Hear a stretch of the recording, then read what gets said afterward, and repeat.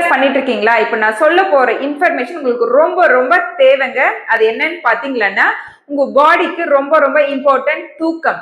அது தூக்கம் இல்லைன்னா உங்களுடைய வெயிட் லாஸ் வந்து எப்படி அஃபெக்ட் ஆகும் அப்படின்றத இந்த வீடியோல பார்க்கலாம். அதுக்கு முன்னாடி 30 days challenge ஜாயின் பண்ணி வெயிட் லாஸ் பண்ணணும்னு நினைச்சீங்களா தாராளமா வாட்ஸ்அப் பண்ணலாம். இப்ப நான் சொல்ல போற இன்ஃபர்மேஷன் வந்து இப்ப நார்மலா பேசிக்கா எல்லாரும் தெரிஞ்சுக்கணும். என்னன்னு பாத்தீங்கன்னா, ஒரு பர்சனுக்கு வந்து தூக்கம் வந்து ஒரு 7 to 8 மணி நேரம் வந்து தேவை. அந்த மாதிரி தூங்குனீங்கன்னா மட்டும்தான் உங்களுடைய ஹெல்த் வந்து நல்லா ஆக்டிவா ஆரோக்கியமா இருக்கும்.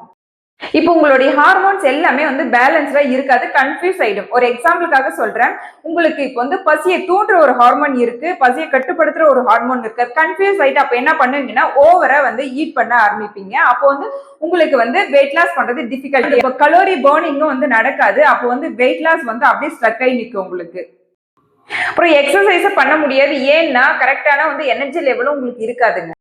சோ ஒரு பர்சனுக்கு வந்து தூக்கம் ரொம்ப ரொம்ப நெக்ஸ்ட் வீடியோல நம்ம பார்க்க போற விஷயம் ரொம்ப ரொம்ப யூஸ்ஃபுல்லா இருக்கும். யாருக்குன்னு பாத்தீங்கன்னா மென்னுக்கு. அது என்னன்னா, ஆல்கஹால் வந்து வெயிட் லாஸ் பண்ணும்போது ஏன் எடுக்க கூடாது அப்படின்றத நான் தெளிவா எக்ஸ்பிளைன் பண்றேன். அதுக்கு முன்னாடி இந்த மாதிரி இன்ஃபர்மேஷன் வந்து பிடிச்சிருச்சுன்னா ஃபாலோ பண்ணிக்கோங்க.